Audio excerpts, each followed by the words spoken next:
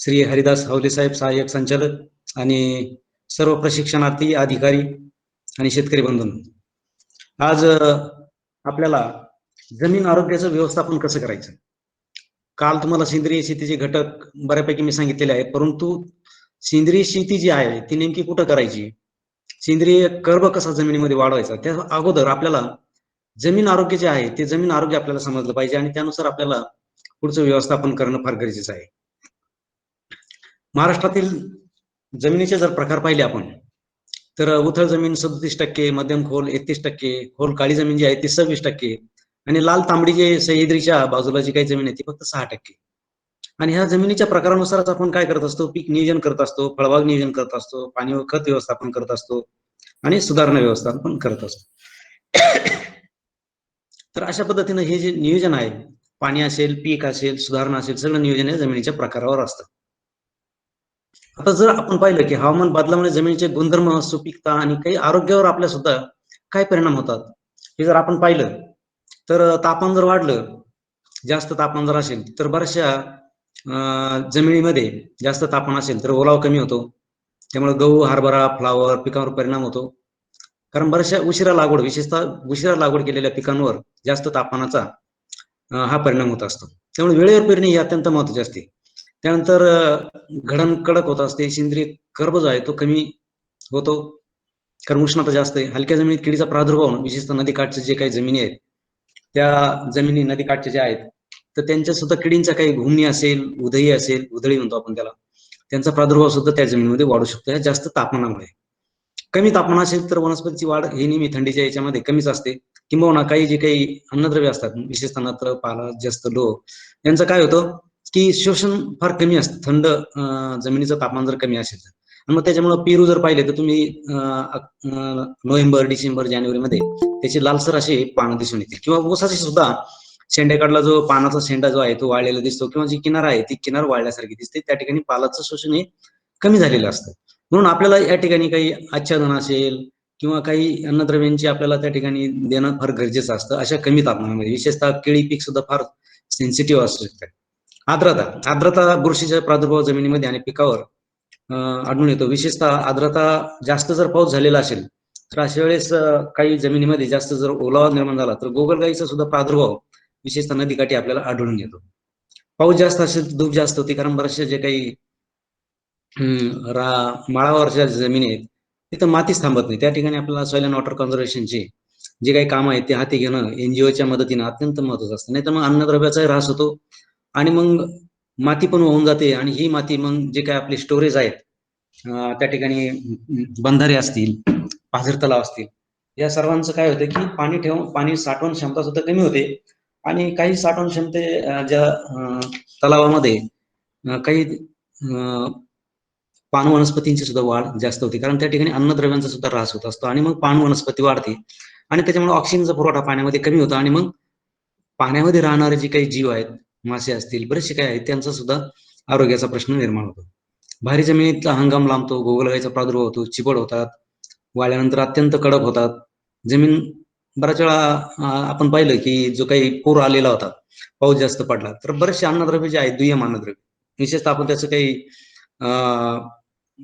कॉग्निजन्स म्हणजे किंवा त्याचं आपण अन्नद्रव्य ते कॅल्शियम, मॅग्नेशियम, गंधक याचा आपण विचार करत नाही, परंतु हे अन्नद्रव्य काय होतात, ऱ्हास झाल्यामुळे जी घडण आहे ती घडण अत्यंत रखरखीत किंवा अत्यंत कडक होते. त्यामुळे अशा जमिनीमध्ये आपल्याला जास्त पाऊस झालेल्या ठिकाणी किंवा ज्या ठिकाणी पूर येऊन गेलेला आहे अशा जमिनीमध्ये काही अन्नद्रव्यांचा, दुय्यम अन्नद्रव्यांचा ह्रास झाल्यामुळे आपल्याला काही भूसुधारक जे आहेत त्याच्यामध्ये जिप्सम असेल, फॉस्फोजिप्सम असेल किंवा मळी कंपोस्ट असेल यांचाही वापर करणं अत्यंत गरजेचं असते. क्षारयुक्त जमिनीत पाण्याची पातळी वाढते, त्यामुळे त्या जमिनी आपल्याला लवकर वापशावर येत नाहीत. यावर्षी जाणवलं असेल की मागच्या वर्षी पाऊस पडल्यामुळे आपल्याला थंडी किंवा रब्बी हंगामामध्ये बऱ्याचशा जमिनी लवकर वापशावर आल्या नाही, त्यामुळे हंगाम हा लांबला. चोपण जमिनी सुद्धा पावसाळ्यात चिबड राहतात, आपल्याला काहीही करता येत नाही, कारण जमीन लवकर वापशावर येत नाही आणि ज्यावेळेस वापशावर येतात त्यावेळेस अत्यंत कडक अशी घडण अशा चोपण जमिनीमध्ये आढळून येते. आता कमी पाऊस जर असेल तर उत्पादनात घटच येते, कारण ओलावाच हा एक महत्वाचा असतो की जे अन्नद्रव्य उपलब्ध करून देतो. किडींचा प्रादुर्भाव वाढतो, सूक्ष्म जीवाणूंची संख्या कमी होते आणि अन्नद्रव्य उपयोगिता कार्यक्षमता जी आहे ती सुद्धा कमी होते, कारण अन्नद्रव्य असूनही त्याची जर कार्यक्षमता कमी झाली तर त्या ठिकाणी ते हे होतं. आता हे मी का मुद्दाम सांगतो, माती परीक्षण. आपण माती परीक्षण करताना आपण केवळ अन्नद्रव्यांच्या टाकण्यासाठी नव्हे तर ती सुधारणा करण्यासाठी सुद्धा ही माती परीक्षण अत्यंत महत्वाचं असतं. कालच मी तुम्हाला सांगितलं की सामूक, क्षार आणि चुनखडी हे तीन जे आहेत ते वात, कफ, पित्तासारखे आणि मग हे प्रत्येकाच्या जमिनीतलं वेगवेगळं असतं आणि मग त्यानुसार आपल्याला जी काही रासायनिक खत असेल, सुधारणा असेल त्या पद्धतीने आपल्याला करावं लागतं आणि नंतर नियोजन केल्यानंतर मग कोणत्या प्रकारचं पीक घ्यायचं, कोणत्या प्रकारचे रासायनिक खतं टाकायची, सूक्ष्म अन्नद्रव्य किती टाकायची, दुय्यम अन्नद्रव्य टाकायचे की नाही, या सगळ्यांचं नियोजन हे आपल्याला माती परीक्षणानुसार घ्यावं लागतं. तर ही बेसिक गोष्ट मी मुद्दाम तुम्हाला सांगतो की मातीचा नमुना केव्हा घ्यावा. पीक काढल्यानंतर तुम्ही घेऊ शकता, परंतु रब्बी पिकाची काढणीनंतर किंवा उन्हाळ्यात जर घेतला तर पृथक्करण करून आपण अहवाल पेरणीपर्यंत उपलब्ध होतो आणि त्याचं नियोजन करू शकतो. काही वेळेस काय होतं, पिकाच्या काढणीनंतर काही वेळेस जमिनी कोरड्या असतात त्यावेळेस सुद्धा आपण घेऊ शकतो. जमिनीवर पीक उभे असताना मातीचा जर नमुना घ्यायचा असेल तर खत दिल्यानंतर कमीत कमी 2 महिने तरी मातीचा नमुना घेऊ नये. जे रासायनिक जर खत टाकेलं असेल तर 2 महिने आपण त्या ठिकाणी मातीचा नमुना घ्यायचा नाही. 2 महिन्यानंतर घेऊ शकता आणि उभ्या पिकामध्ये 2 ओळीतून आपण तो नमुना घ्यायचा आहे. 5-6 ठिकाणी V11चा खड्डा घेऊन तो आपण नमुना घ्यायचा आहे. कोणत्याही परिस्थितीत पिकांना दिलेल्या खतांच्या मात्रेनंतर लगेचच मातीचा नमुना घेऊ नये, 2 महिन्यानंतर घ्यायचा आहे. आता फळबागेसाठी जर मातीचा नमुना बरेचसे शेतकरी काय करतात की फळबाग जर लागवड करायची असेल तर फक्त पहिल्याच थरातला ते नमुना घेतात आणि तपासतात आणि मग नंतर आपण काय करायचंय की एक खड्डा खोदून जर समजा 2 फूट माती असेल तर पहिल्या 1 फुटातला दुसऱ्या 1 फुटातला दुसरा थर, पहिल्या फुटातला पहिला थर, अशा पद्धतीने 2 नमुने. 3 फूट माती असेल तर पहिल्या 1 फुटातला पहिला थर, दुसऱ्या फुटातला दुसरा थर आणि तिसऱ्या फुटातला तिसरा थर, असे स्वतंत्र नमुने आपल्याला प्रयोगशाळेमध्ये पाठवावं लागतात. आता जमीन जर मीठ फुटलेलं असेल तर त्या ठिकाणी थोडंसं 2 सेंटीमीटर क्षार जे आहे ते बाजूला करायचे आणि नंतरच नमुना घ्यायचा आहे. आणि ज्यांना सूक्ष्म अन्नद्रव्य तपासणी करायची आहे त्यांनी आहे त्याच पद्धतीनं नमुना घ्यायचा आहे. फक्त जे काही फावडा असेल किंवा खुरपे असेल त्या न घेता आपण लाकडी खुंटीनं बघता मातीचा नमुना काढायचा आहे आणि तो सूक्ष्म अन्नद्रव्य तपासणीसाठी आपल्याला घ्यायचा आहे. तर अशा पद्धतीने आपल्याला फळबागेसाठी, क्षारयुक्त जमिनीसाठी आणि सूक्ष्म अन्नद्रव्य तपासणीसाठी ही काळजी घ्यायची. तुम्ही बघा, एक जमीन काळी आहे, एक मुरमाड आहे. स्लाइड दिसतेत ना? स्लाइड दिसतायत ना? हॅलो, नाही दिसत तर दिसतायत? नाही दिसत. आता बदललंय बघा. दिसतायत. हा, ठीक आहे. तर मातीचा नमुना घेण्यासाठी आपण काळी जमीन जी आहे, एक मुरमाड जमीन आहे, कमीत कमी 1 एकराचा तरी आपण घेऊ शकतो किंवा 2 एकर जर सारखे असेल तर आपण तो घेऊ शकतो. पण त्या जमिनीचं खोली, रंग, उतार, निचरा, क्षारयुक्त चोपण, क्षारयुक्त पाणथळ, चुनखडी अशी वेगवेगळी जमीन असेल तर आपल्याला वेगळा तो नमुना घेणं अत्यंत आवश्यक असतं. मग एकदा का तो नमुना आपल्याला घ्यायचा म्हणलं की 5-6 ठिकाणी निवडायचे आणि V11चा खड्डा घ्यायचा आहे 1 फूट. आता हे सगळे तरकारी पिकं किंवा गहू, बाजरी, ज्वारी वगैरे जे आहेत याच्यासाठी सांगतोय मी की साधारणतः 1 फूट मातीचा खड्डा घ्यायचा आणि V11चा खड्डा घ्यायचा आणि खुरप्याच्या साहाय्याने काय करायचं, बाजूची बरगडी जी आहे ती वरपासून अशी खालीपर्यंत 1 फुटापर्यंत तासायची. अशी जवळजवळ 5 ते 6 ठिकाणी तासलेली 1 एकरातली माती आपण एक चांगल्या फडक्यावर घ्यायची आणि नंतर 4 भाग करून त्याचे समोरासमोर एक भाग एकत्र करून अर्धा किलो चांगला चाळलेला, जर ओली असेल तर आपण सावलीत तो वाळवायचा आहे आणि अर्धा किलो काडी कचरा, दगड वगैरे जे आहेत ते काढून अर्धा किलो मातीचा नमुना आपल्याला तो पाठवायचा आहे. फक्त एक काळजी घ्यायची की जी काही खताची जागा असेल, बांधाजवळ जागा असेल, विहिरीची जागा असेल, झाडाखाली असेल किंवा खळ केलेला असेल, गोठ्याची जागा असेल, पालापाचोळ जाळलेला असेल, त्या जागा जरा टाळायच्या आणि 4 कोपऱ्यात कधीही नमुना घ्यायचा नाही. बऱ्याच वेळा शेतकऱ्यांना विचारलं हे मातीचा नमुना कसा घ्यायचा तर ते सरळ सांगतात 4 कोपऱ्यातले 4 नमुने घ्यायचा आणि एक मध्यभागी घ्यायचा. मध्यभागी ठीक आहे, परंतु 4 कोपरे जे आहेत ते जमिनीच्या कोपऱ्यातली जागा ही वर्दळीची असते. त्यामुळे ते कोपऱ्यात वगैरे नमुना घ्यायचा नाही आणि झिगझॅग मॅनरनं मध्ये 5-6 नमुने घ्यायचे आणि ती V11चा खड्डा घेऊन ती माती काढून टाकायची आणि बाजूची बरगडी 2 इंच खालपर्यंत तासायची आणि अशी तासलेली 5-6 खड्ड्यातली माती एकत्र करून आपण ती पिशवीत भरायची. तर अशा पद्धतीनं ही माती, त्याच्यामध्ये नाव, गाव, क्षेत्र, सर्वे नंबर, कोणतं पीक घ्यायचंय असं जर आपण प्रयोगशाळेत पाठवला तर प्रत्येक शेतकरी बंधूंनी आपण जमीन आरोग्य पत्रिका तयार करून घेणं हे अत्यंत गरजेचं आहे. जे आपल्याकडे 7/12 असतो, परंतु 7/12 सारखंच आपण जर जमिनी आरोग्य पत्रिका जर आपण प्रत्येकानं जर ठेवली तर आपल्याला त्या जमिनीचं आरोग्य कळतं. मी तर म्हणतो काही दिवसांनी किंवा काही वर्षांनी असं पण होईल, जर शेतकरी कुटुंबात जर मुलगी जर आपल्याला द्यायची असेल तर एक ब्लड ग्रुप आणि दुसरी म्हणजे जमीन आरोग्य पत्रिका, ह्या 2 गोष्टी पाहणं फार गरजेचं आहे. कारण जमीन आरोग्य पत्रिकेवरून जर आपल्याला समजलं की जमीन भरपूर 10 एकर जमीन आहे, 15 एकर जमीन आहे, पण तुमचं आरोग्य बिघडलेलं आहे, तर आपली मुलगी शेतकऱ्याला ह्या कुटुंबामध्ये का द्यायची?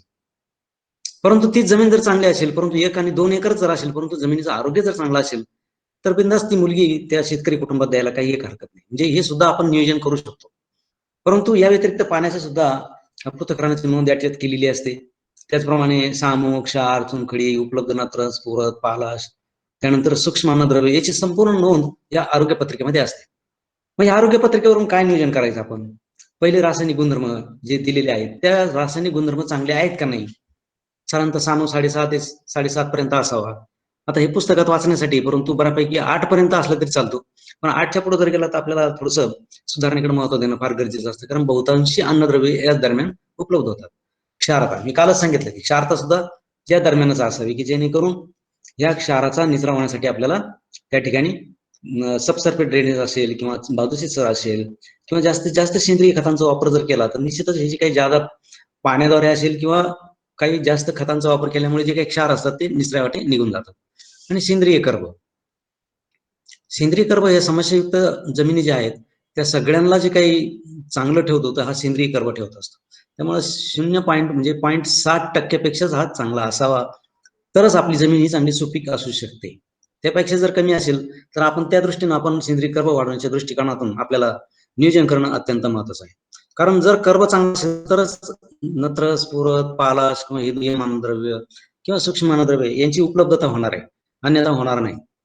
आणि माती परीक्षणाचा अहवाल पाहत असताना आपण सामूक कसं आहे, आम्लयुक्त आहे का तटस्थ आहे का विम्ल जमीन आहे, हे जरा पाहणं फार गरजेचं आहे. त्याचं वर्गीकरण करणं गरजेचं आहे आणि त्यानुसार सुधारणेला महत्व देणं गरजेचं आहे. क्षारता बघा 0.5च्या कमीच पाहिजे तर चांगली, त्याच्यापेक्षा जास्त वाढत चालली तर मध्यम क्षारयुक्त 1.25 डेसिसायमल प्रति मीटर पेक्षा जास्त असेल तर क्षारयुक्त. आणि मग त्यानुसार आपल्याला त्या ठिकाणी प्रथम सुधारणेला महत्व द्यायचे. मुक्त चुनखडी 5% पेक्षा कमी असेल, 5 ते 10 असेल तर मध्यम असतील, 10% पेक्षा जास्त असेल तर ती जास्त असते आणि 15% पेक्षा जास्त असेल तर ती हानिकारक म्हणतात. त्या ठिकाणी आपल्याला फळबाग लागवड करता येत नाही. परंतु 10% ते 15% या दरम्यान आपल्याला काही फळबाग जे आहेत लिंबू वर्गीय त्याची लागवड करता येत नाही. परंतु 10 ते 12%, 11-12% पर्यंत आपल्याला आंबा असेल किंवा डाळिंब असेल. परंतु त्या ठिकाणी त्या खड्डे घेऊन आपण जर लागवड केली आणि त्या ठिकाणी पोयटा माती जर भरली तर निश्चितच आपल्याला असे नियोजन किंवा निर्णय आपल्याला त्या ठिकाणी घेता येतात. सेंद्रिय कर्ब जो आहे कमी जो आहे तो 0.40%. मी सांगितलं की जवळजवळ 60 ते 70% जमिनी अशा आहेत की त्यांचं कमी वर्गवारीमध्ये सेंद्रिय कर्ब आहे आणि 0.40 ते 0.80 मध्ये मध्यम आहे आणि 0.80 पेक्षा जास्त आहे. तर अशा पद्धतीनं आपलं 0.80 किंवा 0.60% पेक्षा जास्त असणं हे अत्यंत गरजेचं आहे. कारण मी सांगितलं की सेंद्रिय कर्बच हे सूक्ष्म जीवाणूंचं खाद्य आहे. सेंद्रिय कर्ब जर जमिनीमध्ये असेल तर धूप कमी होते, सेंद्रिय कर्ब जमिनीमध्ये असेल तर निचरा चांगला होतो, सेंद्रिय कर्ब चांगला असेल तर पाणी धरून ठेवण्याची क्षमता चांगली असते आणि सेंद्रिय कर्ब चांगला असेल तर जे आपण रासायनिक खतं टाकतो त्यांची जी कार्यक्षमता आहे ती कार्यक्षमता चांगली वाढते. आता जमीन आरोग्य पत्रामध्ये काही भौतिक गुणधर्म पण दिलेले असतात. वाळू, पोयटा, चिकणकण, पोत जो आहे हा पोत बदलत नाही. पोत हा बदलत नाही, परंतु त्याची घडण जी आहे ती घडण काय होते, कडक होते, कठीण होते. ती कशामुळे होते की त्या जमिनीमध्ये सेंद्रिय कर्ब जर कमी झाला तर अक्षरशः ती कडक अशी रखरखीत जमीन त्या ठिकाणी घडण होत असते. म्हणून वाळसर असेल तर आपल्याला पाण्याचं नियोजन चांगलं करता येतं, कारण 2-2, 3-3 दिवसाला आपल्याला पाणी द्यावं लागेल. पोयटा जास्त असेल तर आपल्याला मध्यम 8 ते 10 दिवसाला पाणी द्यावं लागेल. चिकणकणाचं प्रमाण जास्त असेल म्हणजे आपण भारी काळ्या जमिनी म्हणतो, त्याचं प्रमाण जर जास्त असेल तर आपल्याला 15-20 दिवसानंतर आपल्याला विविध पिकांना पाण्याचं नियोजन आपल्याला ह्या पोतावरून करता येत असते. कारण प्रत्येकाच्या जमिनीचा पोत हा वेगवेगळा असतो आणि पोत हा बदलत नाही, परंतु तिची जी घडण आहे ती घडण आपल्याला चांगली ठेवली तर निश्चितच आपण टाकलेले रासायनिक जे काही खत आहे त्यांचं कार्यक्षमता आपण वाढवू शकतो. आता बऱ्याच वेळा आपल्याकडं हलक्या जमिनी किंवा मध्यम जमिनी अशा प्रकारच्या ज्या काही जमिनी आहेत त्या जमिनी आपल्याकडं, समजा आपल्याकडे 5 एकर जमीन जर असेल तर त्या ठिकाणी काही हलकी जमीन असते, काही मध्यम असते, काही खोल असते, काही क्षारफळ असते. म्हणून आपल्याकडे जमीन किती आहे आणि ती जमीन जर आपण जमीनचा प्रकार जर पाहिला तर त्यानुसार जर पीक नियोजन जर केलं तर निश्चितच आपल्याला उत्पादनामध्ये चांगली वाढ आलेली दिसली. आता बघा हलक्या जमिनीमध्ये जर उथळ जमीन आपण पाहिलं, हलकी म्हणजे काय की एक साधारणतः 22.5 किंवा 22.5 सेंटीमीटर पेक्षा कमी खोली आणि जर 22.5च्या किंवा 1 फुटाच्या आत जर अशी तळी जर असेल तर त्या ठिकाणी आपल्याला फळबाग लागवड करता येत नाही. किंवा 30 सेंटीमीटरच्या आतच जर आपल्याला काही चुनखडी असेल, मुरुम असेल आणि त्या मुरुमामध्ये चुनखडीचं प्रमाण जास्त असेल तर तिथं सुद्धा आपल्याला फळबाग जी आहे ती सक्सेस होत नाही. त्यामुळे आपल्याला त्या ठिकाणी आणि ऊसाची सुद्धा लागवड आपल्याला नीट करता येते, कारण नंतर नंतर काय होतं, ऊस पडतो, ऊस पडल्यानंतर मग उंदरांचा प्रादुर्भाव, सगळे जे काही समस्या आहेत त्या समस्या उपलब्ध होत सुरू होत असतात. पाणी धरून ठेवण्याची क्षमता कमी असते, ऊस पकवत अवस्थेत लोळतो, हलक्या बरड पोताच्या जमिनी किंवा धूपग्रस्त किंवा ह्या फार ससेप्टेबल असतात धुपीला. कारण थोडा जरी पाऊस पडला, कारण ह्या थोड्याशा उतारावर ह्या जमिनी तयार झालेल्या दिसतात, त्या ठिकाणी पाणी पळण्याचं प्रमाण जास्त असतं आणि माती साठण्याचं प्रमाण ही कमी असतं, म्हणून बऱ्याचशा हलक्या जमिनी या ठिकाणी उतारावर हे तयार झालेले असतात. आणि बरेचसे अन्नद्रव्याचं प्रमाण सुद्धा कमी असतं आणि वाळवी, हुमणी या किडींचा प्रादुर्भाव, कारण पाऊस पडला का दुसऱ्या दिवशी लगेच ती काय ते वापसर येते, त्यामुळे वाळवी, हुमणी या किडींचा प्रादुर्भाव लगेच त्या ठिकाणी सुरू होतो. म्हणून ह्या अशा किडींना अशा जमिनी फार आवडतात. विशेषतः नदीकाठच्या जे काही पोयटायुक्त जमिनी त्या सुद्धा लवकर वापशावर येतात, त्यामुळे अशा बी पोयटायुक्त जमिनी नदीकाठच्या ऊसाला हुमणीचं प्रमाण जे आहे, प्रादुर्भाव जो आहे तो त्या ठिकाणी जास्त लागतो. तर अशा पद्धतीनं जमीन उपलब्ध ओलावा किंवा सेंद्रिय जे आहे ते प्रमाण थोडंसं कमी असतं आणि हे वाढवणं काय नियोजन करायला पाहिजे. सगळ्यात महत्त्वाचं म्हणजे अशा जमिनी ज्या आहेत ते मृद व जलसंधारणाच्या उपाययोजना किंवा बांधबंदिस्ती सपाटीकरण करावे फार गरजेचं असतं. गाव पातळीवर खरं या गोष्टी करणं फार गरजेचं असतं. आपण जर एक पाऊल जर पुढे टाकलं तर बरेचसे काही एनजीओ जे आहेत, तर त्या एनजीओ आपल्याला काय करतात, मदत करतात. दुसरं पाऊल ते आपल्याला टाकायला मदत करत असतात. परंतु आपण काय करतो, संपूर्णतः अवलंबून राहतो. एखादी गव्हर्नमेंटची स्कीम येते का किंवा काही येतं का, काही नियोजन आहे का, ते नियोजन आपण जर केलं किंवा गाव पातळीवर जर आपण गावातलं पाणी जर गावातच जर साठवलं, जिरवलं, तर निश्चितच आपल्याला जे काही पाणी आहे भूगर्भामधलं ते सुद्धा आपल्याला थांबवता येतं आणि त्या पाण्याचं नियोजन आपल्याला दुष्काळामध्ये करता येतं. किंवा या अशा हलक्या जमिनीमध्ये सुद्धा एखादं शेततळं केलं, खोलवर भागामध्ये शेततळं केलं गावाने, तर ते पाणी सुद्धा आपण उन्हाळ्यामध्ये किंवा रब्बी हंगामामध्ये काही पिकांना संरक्षित पाणी म्हणून आपण वापरू शकतो. काही सेंद्रिय भूसुधारक आहेत, मी काल सांगितलं की जे हलक्या जमिनी आहेत ना, मुरमाड जमिनी, त्याची माती जर तुम्हाला करायचं असेल तर मळी कंपोस्ट असेल, गांडूळ खत असेल, यांचा वापर आपण करायचा आहे. परंतु हे करत असताना आपण एक दोन वर्षाला मळी कंपोस्ट एकदा किंवा 3 वर्षाला एकदा सारखं नाही वापरायचं. परंतु याच्यामुळे काय होतं की सेंद्रिय कर्बही वाढतो आणि पाणी धरून ठेवण्याची क्षमता त्या ठिकाणी वाढते. हिरवळीचे खत आहे, समजा बऱ्याच वेळा काही डाळिंब असेल किंवा हे जे काही फळबाग असेल त्या ठिकाणी लागवड करतात, पण पहिली 1-2 वर्ष काय करायचं, त्यांच्या ताग, चवळी असं जर घेतलं तर मग काय होतं की ह्या मुरमाची माती लवकर होते आणि मग अशा जमिनीमध्ये पाणी धरून ठेवण्याची क्षमता काय होते, वाढते. आणि ह्या जमिनीमध्ये, हलक्या जमिनीमध्ये पाणी धरून ठेवण्याची क्षमता जी आहे ती कमी असल्यामुळे ठिबक सिंचनाद्वारेच आपण बरेचसे जे काही पिकं आहेत, जे भाजीपाला पिकं असेल, अद्रक असेल किंवा हे जे काही हळद असेल, एक बेड तयार करायचे आणि बेड नंतर आपण ठिबक सिंचनाद्वारे विद्राव्य खत आणि पाण्याचं नियोजन आपण त्या ठिकाणी करायचे.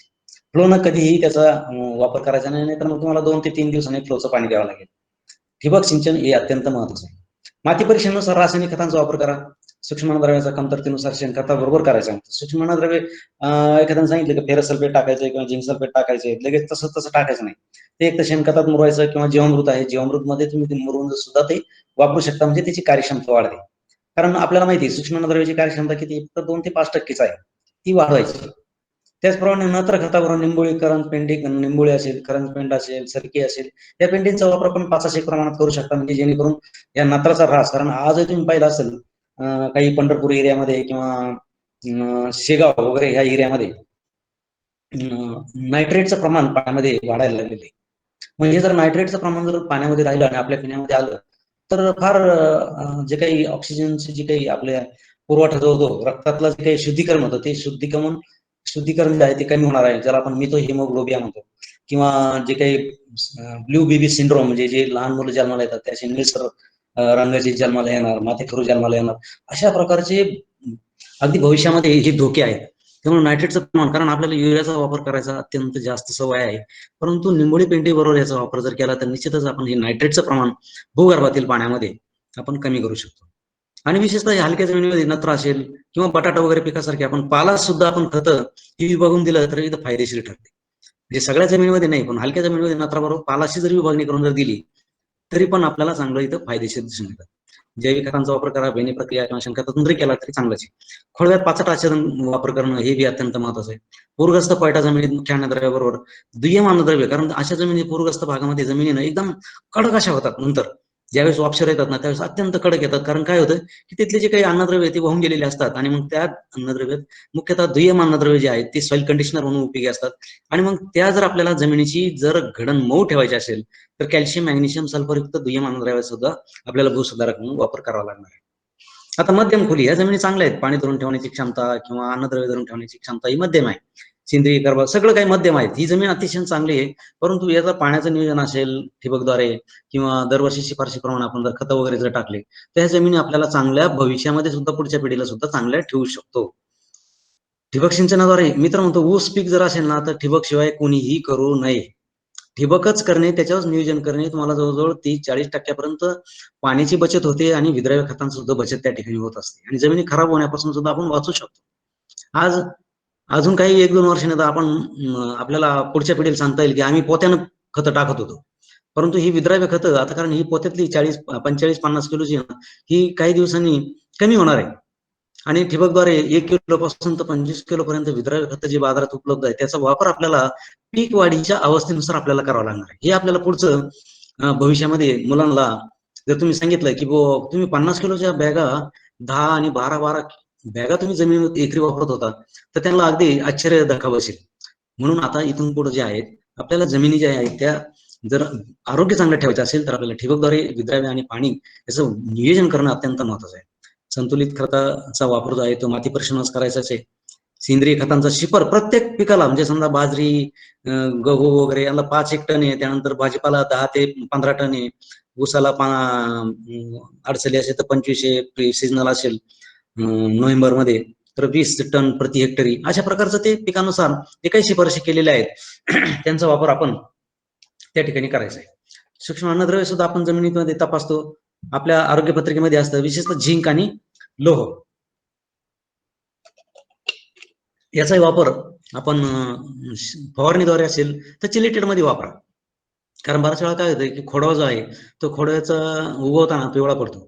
मग आपण काय करतो शिरा हिरव्या राहतात मधला भाग पिवळा पडतो. त्याच वेळेस आपण जर लक्ष लागलीच दिलं तर चिलेटेड लोह आपण जर फवारणी केली किंवा चिलेटेड लोह आणि चिलेटेड झिंक 10-10 ग्रॅम घेऊन 10 लिटर मध्ये जर टाकलं आणि जर फवारणी केली 1 ते 2 फवारणी जर केली तर ते पिवळं ताबडतोब हिरवं होऊन जातं.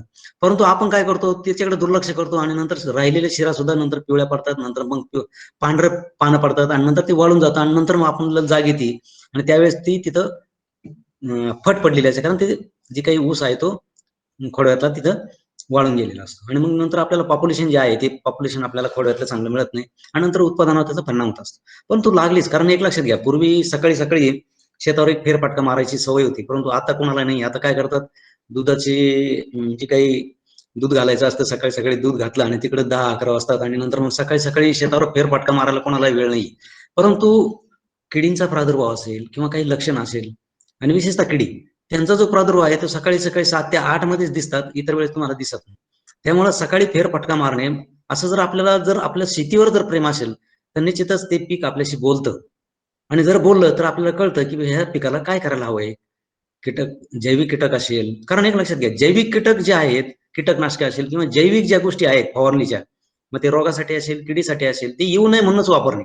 एकदा का कीड आली की त्यात जैविक काही करू शकत नाही. हे प्रत्येकानं लक्षात घेणं फार अवघड असतं, फार सोपं असतं किंवा ध्यानात ठेवणं हे अत्यंत महत्वाचं आहे. खोडव्यात पाष्टाचं आच्छादन आपण जर केली तर पाणी बचत होती, सेंद्रिय कर्बाची वाढ होती आणि तण जे आहे त्या तणाचा प्रादुर्भाव सुद्धा कमी होतो. चुनखडीयुक्त मध्यम खोल जमीन असेल तर आपल्याला सूक्ष्म द्रव्यांचा विशेषतः झिंक आणि लोह मी सांगितलं झिंक सल्फेट, फेरस सल्फेट एकरी 10 किलो आपण जर शेणखतात जर एक 50 किलो एकरी जर शेणखत घेतलं किंवा ताजं शेण घेतलं त्याच्यात जर मिसळलं आठवडाभर आणि नंतर आपण कोली घेऊन जर दिलं तर तिथं 2 वर्ष तुम्हाला अशा प्रकारचं ऊस जो आहे तो पिवळा पाडणार नाही. आणि ऊस पिकासाठी काही वेळेस आपण सिलिकॉनचा वापर सुद्धा आपण ज्या ठिकाणी जास्त निचरा आहे तिथं सुद्धा आपण जवळजवळ 400 किलो पर्यंत आपण बगॅशास जो आहे तो 1.5 टनापर्यंत आपण करू शकतो. परंतु हे एक प्रत्येक वर्षी वापर करायचा. एक 2-3 वर्षातून एकदा वापर जर केला तर निश्चितच. परंतु हे कुठे फार काळ्या खोल जमिनीत नाही, फक्त जरा थोड्याशा निचऱ्याच्या जमिनी जास्त निचऱ्याच्या जमिनी आहेत, नदीकाठच्या जमिनी आहेत तर त्या ठिकाणी आपण कॅल्शियम सिलिकेटचा वापर हेक्टरी 832 किलो शेणखतातून जर केला म्हणजे लागवडी अगोदर जर आपण एक 15 दिवस किंवा महिनाभर जर आपण जर केला तर निश्चितच आपल्याला ऊस न लोळणे किंवा स्फुरदाचं शोषण वाढणे अशा प्रकारचे जे काही चांगले जे काही उपयोग आहेत ते सिलिकॉन मधून सुद्धा आपल्याला मिळू शकतात. आता भारी खोल काळ्या जमिनी ज्या आहेत इथं प्रश्न असा आहे की या सगळ्यात पोटेन्शियल जमिनी म्हणजे एकदम श्रीमंत जमिनी आहेत. परंतु या ठिकाणी जर निचऱ्याची व्यवस्था जर आपण केली नाही आणि सामू जर आटोक्यात जर ठेवला नाही, सामू जर का याचा 8च्या पुढे चालला की तुम्ही बघा एक फोटो दिसतोय भारी काळ्या जमिनीत डाळिंबाची लागवड करू नये किंवा खाली जर पाहिलं तुम्ही तर जे काही कॅल्शियम मॅग्नेशियम किंवा जे काही चुनखडीची लेअर जे तयार झालेले ते केवळ आणि केवळ सामू वाढल्यामुळं जसं दूध फुटतं तसं जे खाली जे दिसतंय तुम्हाला ते कॅल्शियम आणि मॅग्नेशियम किंवा जिप्सिक लेअर किंवा कॅल्शिक लेअर त्या ठिकाणी ते सामू वाढल्यामुळं ते खाली दूध फुटल्यासारखं बसलेलं आहे.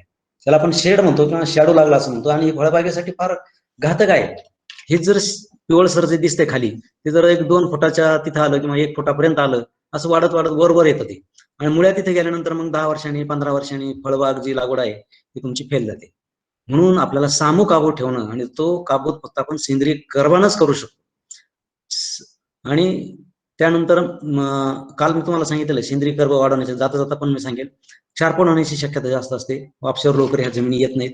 पाणी धरून ठेवण्याची क्षमता जास्त असते. सेंद्रिय कर्ब जास्त सामूमुळे तो सेंद्रिय कर्ब कमी असतो या ठिकाणी, कारण त्याचं फार डिग्रेडेशन जे आहे सामू जास्त असल्यामुळं कार्ब लवकर नाश होत असते. मानमोलण्याचं चिकन कण असल्यामुळे फुगतात आणि नंतर वाळतात. त्यामुळे जमिनी ह्या खरीप हंगामामध्ये ज्यावेळेस पावसाळा असतो त्यावेळेस त्या वापशावर लवकर येत नाही, त्यामुळे आपल्याला खरीपाचं नियोजन करता येत नाही. आणि ज्यावेळेस वाळतात त्यावेळेस अतिशय कडक घडण असते, त्यामुळे आपल्याला ठिबकवर जर नियोजन केलं तरच आपल्याला या जमिनीचं नियोजन चांगलं करता येतं, अन्यथा आपल्याला उत्पादनामध्ये घट येते. काही वेळेस काय होतं की ह्या जमिनीमध्ये एक लक्षात घ्या, ह्या जमिनीमध्ये शक्यतो जर जमिनीचा सामू 8.5 असेल, 8.5 पेक्षा जास्त असेल आणि ढेकूळ अत्यंत कडक असेल तर ह्या जमिनीमध्ये पृष्ठभागाखाली थरामध्ये तळी तयार होत असते. म्हणून रोटावेटरचा वापर करू नका. या उलट तुम्ही सबसॉइलर त्याचा वापर आपण करणं अत्यंत गरजेचं आहे. कारण घनता फार वाढते आणि त्याच्यानंतर काय होतं की आपल्याला त्या ठिकाणी रोटावेटर मारल्याचं फार समाधान वाटते, कारण आपण फार त्या ठिकाणी बारीक अशी त्या ढेकळाची हे करत असतो, परंतु त्या अर्धा फुटाखाली तळी तयार होत असते आणि ती नंतर मग पीक चांगलं येतं. लागवड केल्यानंतर 1 महिना पीक चांगलं येतं, परंतु नंतर त्या तळी जी आहे ती पाण्यानं फुगली की त्या ठिकाणी हवा मिळत नाही मुळ्यांना आणि नंतर मग पिकाचे पानं जे आहे ते पिवळे पडतात आणि वाढ होते. आपल्याला त्यामुळे अशा जमिनीमध्ये ज्या जमिनीचा सामू 8.5 पेक्षा जास्त आहे आणि ढेकूळ अत्यंत कडक किंवा दगडासारखा आहे त्या ठिकाणी अशा जमिनीमध्ये, मी पहिल्या जमिनीमध्ये सांगत नाही रोटावेटरचा वापर, तिथं करा तुम्ही, मध्यम खोरमध्ये करा, हलक्या जमिनीमध्ये करा, परंतु ह्या जमिनीमध्ये ह्या कंडिशनवर की ढेकूळ अत्यंत कडक आणि 8.5 पेक्षा जर सामू जास्त असेल तर रोटावेटरचा वापर करू नये, हे अत्यंत महत्वाचं आहे. आता भारी खोल जमिनीमध्ये नियोजन काय काय करायचंय? निचरा कमी जर असेल तर आपण सचित्र निचरा प्रणालीचा वापर किंवा मूळ निचरा प्रणाली, सबसॉइलरचा वापर आपण करायचा आहे. वापसा ठिबक सिंचनाद्वारेच आपल्याला पाण्याचं नियोजन करायचं आहे, कारण या जमिनीमध्ये पाणी धरून ठेवण्याची क्षमता फार असते आणि जर ती वापशावर नाही लवकर आली तर मग काय होतं की त्या पिकाची वाढ खुंटते. त्यामुळे वापसा ठेवणं हे अत्यंत महत्वाचं आहे. 2-3 वर्षातून एकदा तरी हिरवळीची पिकं जी आहेत त्यांच्या हे आपण गाडलं पाहिजे. त्यानंतर शिफारशीप्रमाणे समतोल माती परीक्षेनुसार आपण वापर करायचा आहे, खतांचा वापर करायचा आहे. सूक्ष्मद्रव्ये ते आता सांगितलं त्या पद्धतीनं आपण वापर करायचा आहे. मात्र फवारणीसाठी सिलिकेट लो आणि जस्त यांचा प्रत्येकी 10 ग्रॅम प्रति लिटर मधून आपण 2 वेळा 8 दिवसाच्या अंतराने फवारणी करायची. बऱ्याचशा पिकांवर अशी पिवळसरपणा दिसून येतो. केवळ आणि केवळ या भारीखोल जमिनीमध्ये चुनखडीचं प्रमाण जास्त असेल तर असं पिवळसरपणा किंवा पीएच जास्त असल्यामुळे बरेचसे अन्नद्रव्य उपलब्ध होत नाही, किंवा पाऊस पडून गेल्यानंतर काय होतं की काही अन्नद्रव्य उपलब्ध होत नाही कारण त्या ठिकाणी वापसा नसतो आणि त्यामुळे पिकं पिवळे पडतात. अशा वेळेस सुद्धा आपण अशी जी काही फवारणी आहेत, मुख्य अन्नद्रव्याची असेल 19-19 किंवा सूक्ष्म अन्नद्रव्याची असेल, यांचं आपण फवारणी घेणं अत्यंत महत्वाचं आहे. आणि ह्या जमिनीमध्ये कर्ब कमी असतो, कारण काय होतं की सामू जास्त वाढल्यामुळे त्याचं विघटन जास्त होतं. त्यामुळे तो वाढवण्यासाठी आपण पाचट ठेवणे, आच्छादन करणे, अवशेषांचा वापर करणे, या सगळ्या गोष्टींचा वापर आपण या ठिकाणी जर केला तर निश्चितच कर्ब सुद्धा आपण वाढू शकतो. आवाज येतोय ना? हॅलो, आवाज येतोय ना? हो सर, येतो. येतोय. स्लाइड दिसते ना? हा, दिसते. हा, तर आपण माती परीक्षण केल्यानंतर आपल्याला वाटतं आपली जमीन जी आहे ती सर्वसाधारण आहे, परंतु तसं नाहीये. आपण जर माती परीक्षण जर केलं तर जर आपला विद्युत वाहकता जास्त असेल तर ती जमीन क्षारयुक्त जमीन म्हणायची. विद्युत वाहकता जर जास्त असेल आणि ते जे क्षार जे आहे ते पृष्ठभागावर दिसायला लागले की त्या जमिनीला क्षारयुक्त म्हणायचं. आणि जर पृष्ठभागाखाली अतिशय कडक थर, पाणी जिरत नाही, तर क्षारयुक्त चोपण आहे. आणि चोपण जमीन म्हणजे एकदम कडक जमीन, तिथं पाणी काय तिथं त्या जमिनीमध्ये खाली जर तुम्ही आणखीन गेले 2 फुटाखाली 3 फुटाखाली तर अशा प्रकारचे थर पण तयार होतात. अत्यंत भेगाडलेली, त्यानंतर लवकर वापसा न येणारी अशी चोपण जमीन. आणि नंतर धूपग्रस्त ज्या माळरानावरच्या हलक्या जमिनी आहेत, ह्या जमिनीत थोडा जरी जादा पाऊस झाला तर सगळी जी काही माती आहे ती माती काय होती, वाहून जाते. आणि बऱ्याचशा नदी काठच्या जे काही पॉयटायुक्त जमिनी आहेत त्या ठिकाणी जर चुनखडीचं जे काही पावडर आणि खड्या युक्त स्वरूपात अशी असते ती सुद्धा मिक्स असते, त्यामुळे अशा वेळेस किडींचा सुद्धा प्रादुर्भाव त्या ठिकाणी जास्त असतो. चुनखडीयुक्त जमिनी असतात, 10% चुनखडीयुक्त जमीन जर अशी असेल तर त्याला चुनखडीयुक्त जमीन म्हणतो, किंवा दिसायलाच ती अशी भुरकट किंवा अशी पांढरी जमीन त्या ठिकाणी दिसते. आणि सह्याद्रीच्या जे काही सह्याद्रीच्या घाटाकडल्या ज्या जमीन आहेत त्याची थोड्याशा जास्त पावसामुळे आपल्याला तांबड्या अशा जमिनी दिसून येतात. तर तिथं सुद्धा आपल्याला लाईम जे आहे लाईम टाकणं गरजेचं आहे. चोपन जमिनीमध्ये जिप्सम टाकणं गरजेचं आहे. चुनखडीयुक्त जमिनीमध्ये मळी कंपोस्ट टाकणं गरजेचं आहे. धूपग्रस्त जमिनीमध्ये आपल्याला सॉइल अँड वॉटर कन्झर्वेशन जे आहे ते करणं अत्यंत गरजेचं आहे. क्षारयुक्त चोपनमध्ये निचरा करणं गरजेचं आहे. क्षारयुक्त जमिनीमध्ये आपल्याला चांगल्या पाण्याचा वापर करून निचरा करणं गरजेचं आहे. हे सुधारणेला आपण महत्व दिलं पाहिजे. आपण आज काय करतोय की फक्त जमीन आपल्याकडली जी आहे त्याच्यातून फक्त पीक घेणे, म्हणजे कोहळा देऊन आवळा देणे, अशा पद्धतीचा जमिनीचा व्यवहार आपल्याकडे चालू आहे. मी म्हणतो टनात उत्पन्न काढतोय तर टनात शेणखत त्या ठिकाणी टाकणं गरजेचं आहे, की जेणेकरून क्षारांचा निचरा त्या ठिकाणी होणार आहे, पाणी धरून ठेवण्याची किंवा निचरा होण्याची क्षमता त्या ठिकाणी वाढणार आहे. तर अशा ह्या समस्यायुक्त जमिनी ज्या आहेत ते माती परीक्षण जर केलं तर प्रथम आपली जमीन समस्यायुक्त आहे का काय ती जरा पाहणं फार गरजेचं आहे. आणि जवळजवळ 50-60% जमिनी ह्या समस्यायुक्तच आहे, परंतु आपलं त्याच्याकडे दुर्लक्ष आहे, कारण वडिलांकडून आपल्याला पारंपरिक पद्धतीने त्या मिळाल्या त्यामुळे त्याचं आपल्याला महत्व नाही. म्हणून आपल्याला पुढच्या पिढीला जर चांगली जमीन द्यायची असेल, चांगली जमीन, कारण एक तर कोल्हापूर एरियामध्ये लँड होल्डिंग कमी, जसं जसं तुम्ही पूर्वेला जाल तसं लँड होल्डिंग जास्त आहे. तुम्ही जर पाहिलं महाराष्ट्राच्या पूर्वेला जर गेलं, विदर्भ गेलं किंवा मराठवाडा वगैरे, त्या जमिनीमध्ये काय पेरलं का फक्त काढायला जातात. त्यांच्याकडे जनावर जास्त कमी नाही कमी आहे, त्याच्यामुळे काय होतं की दूध जे उत्पादन असेल किंवा सबसिडी जे उद्योग आहे ते नसल्यामुळे काय होतं की आत्महत्याचं जे प्रमाण आहे त्या ठिकाणी वाढतं. परंतु आपल्याकडे तसं नाहीये. आपल्याकडे जमीन कमी आहे, त्यामुळे आपण विशेषतः कोल्हापूर भागामध्ये जमिनीचं प्रमाण प्रत्येकाला होल्डिंग कमी असल्यामुळं ऊसाचंही उत्पादन त्या ठिकाणी फार काढतात. आता संजीव माने जे आहेत, माननीय संजीव माने, त्यांनी सुद्धा बऱ्या प्रकारे प्रबोधन केलेले आहेत. अगदी एकरी 150 टनापर्यंत त्या ठिकाणी गेलेले आहेत, कारण ती जमीन कमी आहे आणि त्याच्यातून आपल्याला जास्तीत जास्त उत्पादन घ्यायचंय. परंतु हे जर नगर भाग जर पाहिला किंवा पुणे भाग जर काही बघितला किंवा नीरा कमांड एरिया जर पाहिला तर या ठिकाणी उत्पादन अत्यंत कमी होत चाललेलं आहे. त्या ठिकाणी आपण एकदमच जादू केल्यासारखं एकरी 150 किंवा 100 टन घेऊ शकत नाही. त्या ठिकाणी आपल्याला हळूहळू प्रत्येक वर्षी आपल्याला काही सेंद्रिय भूसुधारक असतील, रासायनिक भूसुधारक असतील, निचऱ्याची व्यवस्था असेल, अगदी स्लोली आपल्याला त्या ठिकाणी दरवर्षी भूसुधारणा करून सेंद्रिय आणि रासायनिक यांचा भूसुधारकांचा वापर करून आपल्याला प्रत्येक वर्षी 10-15-20 टनांना आपल्या त्या जमिनीचं जी काही सुधारणा आहे ती करून आपल्याला उत्पन्न वाढवता येईल. एकदमच असं उत्पादन वाढवता येणार नाही. हे बघा, माती आहे, परंतु एखाद्या दिवस तुम्ही जर लहान मुलाला जर फिरायला घेऊन गेले आणि जमीन जर तिथं गेले आणि त्या ठिकाणी जर अशी माती वाहून गेली आणि त्या जमिनीमध्ये जर बरगड्या उघड्या पडलेल्या असतील तर त्या मुलाला तुम्ही काय सांगणार? This is our land but very soil. माती कुठे आहे? ही लँड आहे लांबीनं आणि रुंदीनं 10 एकर आहे, पण माती कुठे आहे? सगळं खडकाळ आहे किंवा सगळे खडक उघडा पडलेला आहे, उपयोग नाही. त्याच ठिकाणी तुम्ही जर बघा तळेगाव, दाभाडे वगैरे या ठिकाणी, त्या ठिकाणी लांबी रुंदीला नाही, अगदी 5 गुंठे 10 गुंठे लांबी रुंदीला काहीच नाही, परंतु त्यांनी लाल माती आणलेली आणि त्या ठिकाणी खोली तयार केलेली आहे. म्हणून 5 ते 10 गुंठ्यामधून सुद्धा तुमच्या 10 एकराला ती जमीन किंवा ती पॉली हाऊस तुम्हाला उत्पन्नाला भारी ठरते. म्हणून खोली ही अत्यंत महत्वाची. त्या जमिनीमध्ये असलेली माती जी आहे ते मातीचं आरोग्य असणं, चांगलं असणं अत्यंत महत्वाचं आहे. मग सॉइल अँड वॉटर कन्झर्वेशन जे आहेत, कंट्रोल अँड ग्रेडेड बंड्स वगैरे जे आहेत, ते हे जे काही हलक्या जमिनी त्या हलक्या जमिनीवर आपण करणं, गाव पातळीवर करणं हे अत्यंत महत्वाचं असतं. ते तुमच्या पुढाकारानं जर केलं तर नक्कीच तुम्हाला सरकार असेल, पाणी फाउंडेशन असेल, बऱ्याचशा जे काही NGO आहेत तर त्या तुम्हाला त्या उपयोग करणार आहेत, किंवा तुमच्या एक पाऊल जर पुढे काढलं तर निश्चितच ते एक पाऊल तुम्हाला ते मदत करणार आहेत. अशा पद्धतीने गाव पातळीवर आपण हे पाणी त्याच ठिकाणी जिरवलं तर निश्चितच पाण्याचं बजेटिंग सुद्धा आपल्याला व्यवस्थित करता येईल. वॉटर हार्वेस्टिंग सुद्धा आपण आताचे जे काही शेततळे झालेले आहे ते फार विशेष म्हणजे काय होतं की शेततळे जे आहे त्याला प्लॅस्टिकचा कागद टाकला जातो आणि तो आपल्यापुरता वापरता येतो. परंतु जर आपण वॉटरशेड एरिया जर पाहिलं, वॉटरशेड एरियामध्ये जर आपण पाहिलं तर अगदी खोलगट भागामध्ये कोणत्याही प्रकारचं प्लॅस्टिक कागद त्या ठिकाणी न आथरता अशा प्रकारचं जर शेततळ जर केलं तर हे शेततळ्यामध्ये जो काही रनअप होतो बाजूचा तो येऊन त्या ठिकाणी काय होतो, ग्रास वॉटरवे फिल्टर करून पाणी साठवलं जातं आणि ह्या साठवलेल्या पाण्याचा उपयोग काय होतो, संरक्षित पाण्यासाठी पण होतो. आणि दुसरी गोष्ट म्हणजे आजूबाजूचे जे गाव आहे त्यांचे जे काही ग्राउंड वॉटर आहे किंवा जे भूजल आहे त्याची सुद्धा पातळी त्या ठिकाणी वाढली जाते. हे फार्म जे काही तळ आहेत किंवा शेततळ आहे याची ही जी संकल्पना आहे. आता बऱ्याच वेळा जे काही क्षारफळ जमिनी, ती क्षारफळ जमिनी जर आपण पाहिल्या तर क्षारफळ जमिनी म्हणजे नेमकं काय? आपण नुसतं म्हणायचं क्षारफळ जमिनी, परंतु तसं नाहीये. समजा एखाद्याला कॅन्सर झाला तर आपण पहिला दुसरा प्रश्न काय विचारतो, कॅन्सरची पहिली स्टेप आहे का दुसरी स्टेप आहे का तिसरी स्टेप आहे. तसंच ह्या क्षारपट जमिनीमध्ये क्षारयुक्त जमीन ही कॅन्सरची पहिली, क्षारयुक्त चोपण कॅन्सरची दुसरी स्टेप आणि चोपण जमीन ही कॅन्सरची तिसरी स्टेप आहे. आता याला भरपूर कारण आहेत.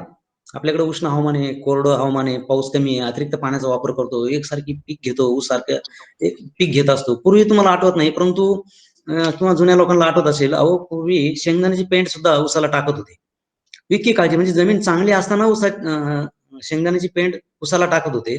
आणि आता जमिनीचं आरोग्य बिघडलं तरी आपण अशा प्रकारचे जे काही पेंटी आहेत त्याचा वापर करत नाही. तर हे अगदी जुन्या माणसांकडून घेण्यासारखं आहे.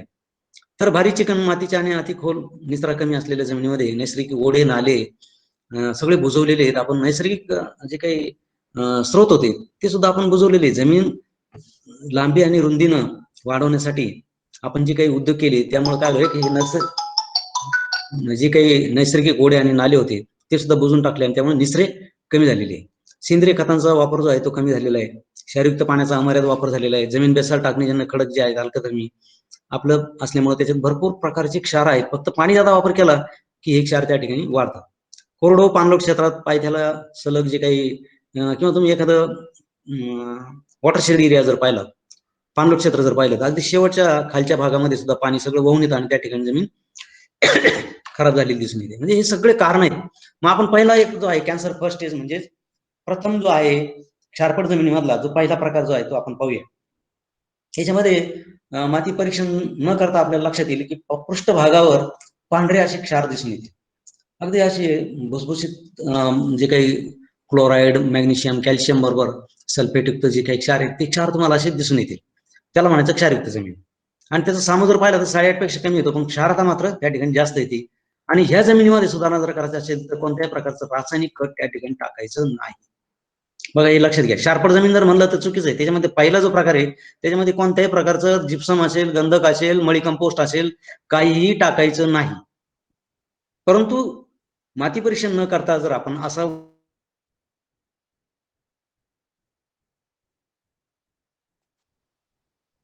शेती जी आहे ती इथं करा. सगळ्यात महत्वाचं जे आहे ते आपल्याला क्षाराचा निचरा करण्यासाठी आपल्याला जे काही निचरा जो आहे प्रणाली त्याचा वापर फार करणं गरजेचं आहे. निचरा जर चांगला ठेवला तर हे क्षार काय होतील, वाहून जातील. सरीवारंभ्यावर लागवड करा, कारण असं जर आपण जर केलं सपाट्याच्यावर जर केलं तर आपल्याला उत्पादन चांगलं मिळणार नाही. कोणतं पीक सरीवारंभ्यावर करा किंवा बेड तयार करा. त्या बेडवर इव्हन तुम्हाला ऊसाची जर लागवड करायची असेल तर जरा थोडंसं रुंद सरीवारंभा करा, म्हणजे जमीन ती वापशावर येईल. आणि 25% नत्राचा वापर या ठिकाणी करणं फार गरजेचं असतं, कारण त्याचा ऱ्हास या ठिकाणी होत असतो. तर ही जी आहे ती जमीन क्षारयुक्त आहे. मी सांगितलं तुम्हाला मळी कंपोस्ट, जिप्सम, गंधक कोणत्याही प्रकारचे रासायनिक भूसुधारक या ठिकाणी वापरायचे नाही. फक्त सेंद्रिय शेती करा, निचऱ्याची व्यवस्था करा, हिरवळीची खतं घ्या, जास्तीत जास्त सेंद्रिय खतं टाका, ही जमीन तुम्हाला पूर्वपदावर आणता येईल. आता दुसरा जो प्रकार आहे तो काय आहे, क्षारयुक्त चोपण जमीन आहे. आता हा माती परीक्षण जर केलं तर सामू हा 8.5 पेक्षा जास्त जाऊ शकतो किंवा कमी असतो, पण क्षारात सुद्धा 1.5 पेक्षा जास्त असतं. आणि विडियम सोडियम जो आहे तो 15% जास्त असतो, की जो पहिल्या जमिनीमध्ये सोडियमचं प्रमाण हे कमी असतं. इथं मात्र आता सोडियमचं प्रमाण जास्त आहे.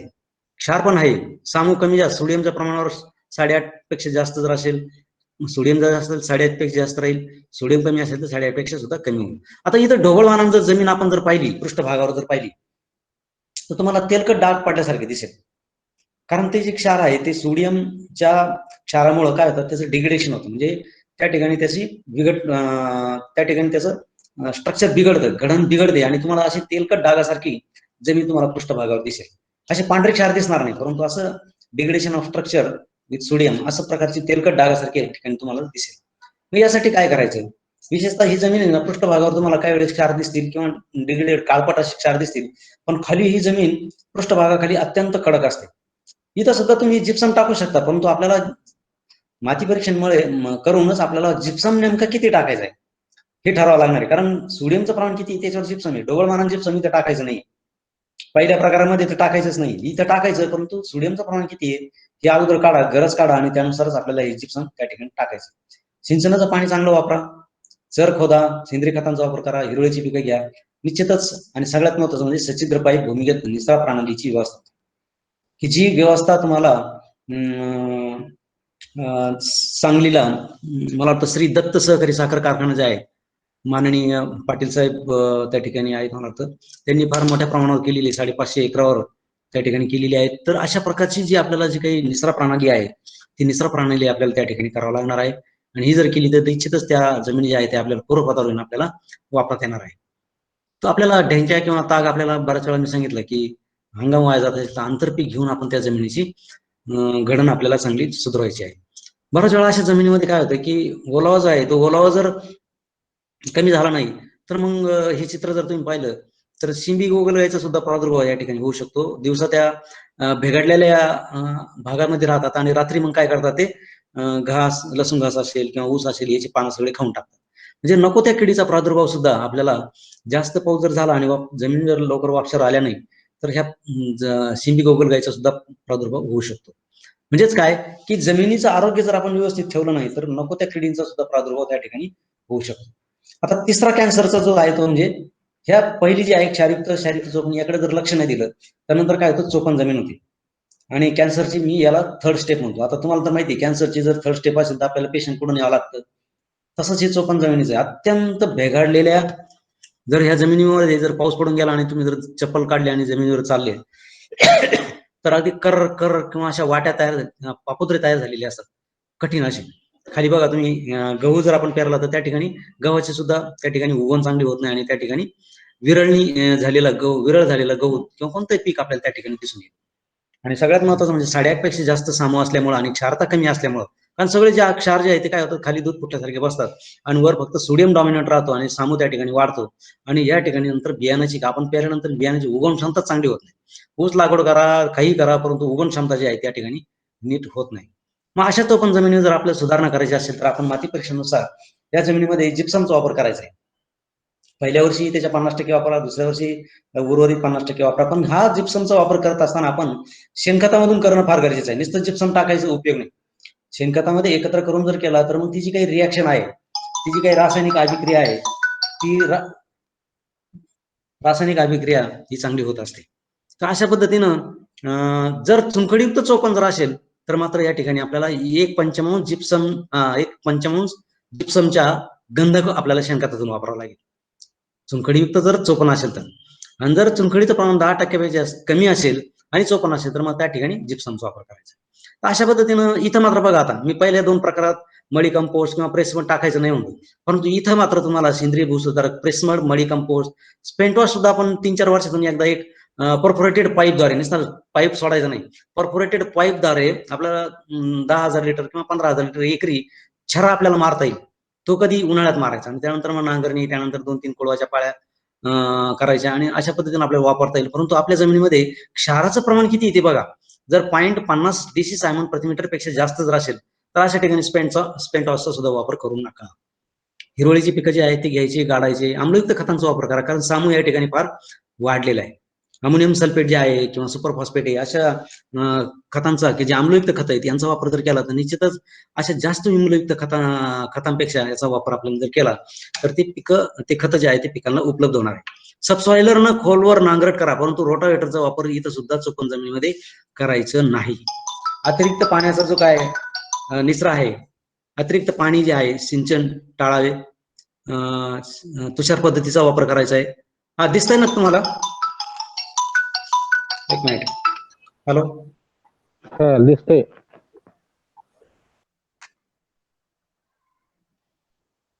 हा, तर अशा पद्धतीने ह्या चोपण ज्या जमिनी आहेत त्या चोपण जमिनीचं विशेषतः जे काही लोह, जे काही सूक्ष्म अन्नद्रव्य आहेत किंवा स्फुरद आहे, ही तुम्हाला जमीन आरोग्य पत्रिकेमध्ये जास्त दिसेल किंवा पाला सुद्धा तुम्हाला अशा जमिनीमध्ये जास्त दिसेल, परंतु उपलब्ध होण्यासाठी त्याला फार कंडिशन आहे. त्याच्यामुळे आपल्याला हे शेणखतात मुरून जर असे जर दिले तर निश्चितच आपल्याला त्याचा वापर आपल्याला चांगला करता येईल. हे बघा, हे एक तक्ता आहे की आपल्याला विनिमय सोडियमचं प्रमाण फ्लेम फोटोमीटरवर जर आपल्याला कळालं की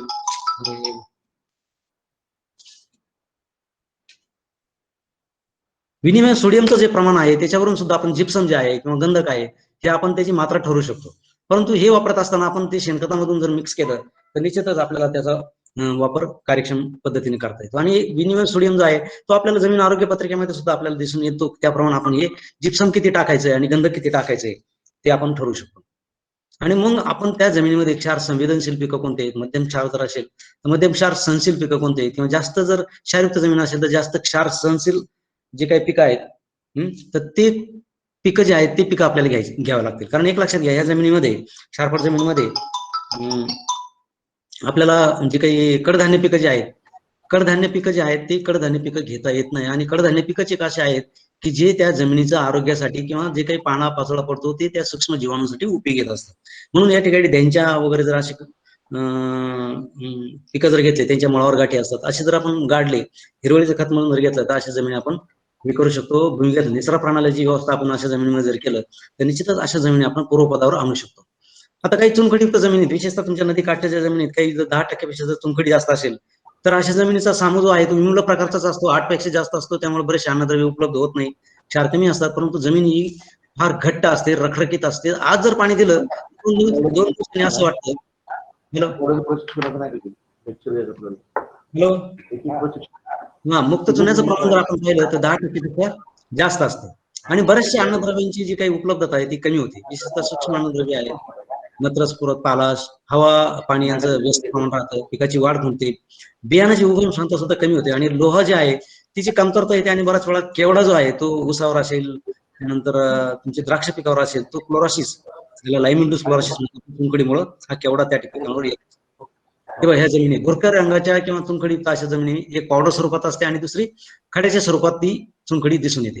हे आपण जर प्रयोगशाळेमध्ये माती परीक्षण केलं तर निश्चितच आपल्याला कळून येतं ते हे 5% कमी पाहिजे किंवा 5 ते 10% पर्यंत पाहिजे. पण 10% जास्त असेल तर निश्चितच आपल्याला काही अन्नद्रव्यांची व्यवस्थापन आपल्याला व्यवस्थित करावं लागतं. खोल चांगली नांगरट करा. खतं, रासायनिक खतं या जमिनीमध्ये फोकून देऊ नका, कारण काही एक उपयोग होत नाही. स्फोरद आहे किंवा जे काही आपण जोर खतं आहेत किंवा जे काही शेणखत आहे याच्यामधून जर आपण थोडस मुरून जर दिलं तर अशा जमिनीमध्ये आपल्याला उपयोग येतो. जीवामृत जे आहे ते आपण जर केलं, वापरलं तर या जमिनीमध्ये जे काही रासायनिक खतं टाकलेले आहेत त्यांची आपण कार्यक्षमता वाढू शकतो किंवा उपलब्ध करण्याचं काम आपण जीवामृत मार्फत करू शकतो.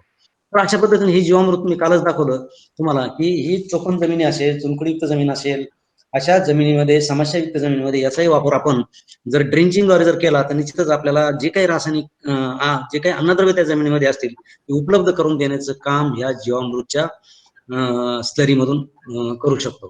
काही चोपण आणि चुनखडीयुक्त जमिनीमध्ये अशा प्रकारची सूक्ष्म अन्नद्रव्य स्लरी जरी केली आणि ती वर्षातून एकदा जरी टाकली तरी आपलं द्राक्ष असेल किंवा ऊस असेल, 1 ते 2 वर्ष तुम्हाला कोणत्याही प्रकारची पानं जी आहे ती पिवळे पडताना दिसून येणार नाही. जीवामृत सारखंच आहे, परंतु याच्यामध्ये ही रासायनिक स्लरी आहे, सूक्ष्म अन्नद्रव्य स्लरी आहे. झिंक असेल, फेरस सल्फेट असेल, मॅग्नेशियम सल्फेट आहे, 200 लिटर पाण्यामधून एकरी आपण वापरू शकतो. आता सगळ्यात महत्वाचं आहे की आपल्याकडली जी जमीन आहे ती जमीन आपण एकात्मिक अन्नद्रव्य व्यवस्थापन जर आपण व्यवस्थित जर केलं तर आपल्याला पुढे जी काही जमीन जी आहे समस्यायुक्त जी जमीन होणार आहे ते होणार नाही. मग त्याच्यामध्ये सेंद्रिय खतं जे आहे त्याचा 30 ते 40% आपण वापर करा. जीवाणू खतांचा वापर 15 ते 20% करा. माती परीक्षणानुसार रासायनिक खतं 40 ते 50% करा. भूसुधारक जे आहे ते माती परीक्षणानुसार करायचं का नाही हे सगळ्यात महत्वाचं आहे. पहिल्यांदा भूसुधारक म्हणजे समस्यायुक्त जमीन जर असेल तर भूसुधारकांचा वापर करा, सूक्ष्म अन्नद्रव्यांचा वापर करा, पाणी जे आहे व्यवस्थापन ते आपण ठिबकद्वारे करायचं, आणि फेरपालट. कारण द्विदल वनस्पतींचा वापर जर केला तर निश्चितच सेंद्रिय कर्ब वाढवण्यासाठी हळूहळू त्या जमिनीमध्ये आपण ते करू शकतो. सर फोन घे. फोन मुंडा हा, फार येत आहेत. बरं आता मी केलंय, बंद केलाय तो. मी आता कालच मी मागच्या साईड हा. तर अशा पद्धतीने ह्या जर एक मिनिट. हॅलो, नमस्ते नमस्ते. हा, थोडस लेक्चर चालू आहे माझं ऑनलाईन, थोडस एक 10 मिनिटांनी प्लीज. हा, ठीक आहे ठीक आहे. तर यांचा वापर एकत्रित पद्धतीने जर केला आपण, जर जमीन आपल्याला चांगली ठेवायची असेल, समस्यायुक्त होऊ द्यायच्या नाहीये, तर याचा वापर जर आपण केला ना तर एकदम सेंद्रिय कर्ब वाढवायचा विचार किंवा जमीन एकदम सुधारण्याचा विचार किंवा कमी उत्पादकचा प्रश्न, हे जे प्रश्न आहेत ना हे प्रश्न आपण सगळे सोडवू शकतो केवळ आणि केवळ याच्यामुळे. तर अशा पद्धतीनं हे जर एकात्मिक अन्नद्रव्य व्यवस्थापन आपण प्रत्येक पिकासाठी जर केलं तर आपल्याला इव्हन सूक्ष्म अन्नद्रव्यांचा वापर, आपल्याला काही जीए वगैरे याचा सुद्धा वापर करावा लागणार नाही. कारण त्याच्यामध्ये जे काही जास्त आहे किंवा लो आहेत यांचा जो काही ते त्या पिकामध्येच हे तयार करणार आहे. आपल्याला असं वरून जीए फवारा किंवा केमिकली आपण आणायचं आणि हे फवारण्या करायचे याची आपल्याला गरज पडणार. आपण त्या पिकामध्येच तयार करायचे. फॉर एक्झाम्पल मी सांगितलं कालच जस्त किंवा झिंक आहे, झिंकचा वापर जर आपण केला तर सगळं जे काही मेटाबॉलिझम आहे किंवा जे काही ऑक्सिजन्स आहे ते ऑक्सिजन त्या पिकामध्ये तयार करतं. आपल्याला बाहेरून आणून परत फवारणी करणं किंवा देणं याची काही गरज पडणार नाही. तर अशा पद्धतीने याचा वापर जर आपण एकात्मिक पद्धतीने जर केला, हे काल सांगितलं भरखतं, जोरखतं, हिरवळीची खतं, जीवाणू खतं यांचा वापर आपण नियमितपणे जर केला तर आपल्याला एकदम आपल्याला कर्बाची चिंता पडणार नाही. सेंद्रिय खतं आहे, त्याच्यामध्ये काही अन्नद्रव्य आहेत, पण सेंद्रिय खताकडे पाहण्याचा उद्देश एकच की भौतिक गुणधर्म म्हणजे निचरा चांगला ठेवणं, पाणी चांगलं धरून ठेवणं, त्यानंतर जलधारणा शक्ती वाढवणं, घडण सुधारणे, घडण मऊ पडली पाहिजे. म्हणजे आपल्याला त्या जमिनीमध्ये जर चालायला लागलो तर आपल्याला गादी वाटली पाहिजे, आरोग्य चांगलं राहतं.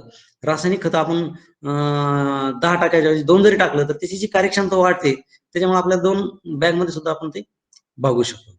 आणि सगळ्यात महत्त्वाचं म्हणजे काय की सेंद्रिय खतांमुळे जीवाणूंची जी संख्या आहे ती वाढते आणि नंतर मग ही जर वाढली तर आपण निश्चितच त्या पिकाला अन्नद्रव्य उपलब्धता चांगली होत असते. हे जैविक खत आहे, रायझोबियम, ॲझोटोबॅक्टर, हिरवळीची खतं मी आता सांगितली, ही कालच सांगितलं हिरवळीचे, नत्राचं प्रमाण सुद्धा जमिनीमध्ये चांगल्या प्रकारे उपलब्ध करत असतात.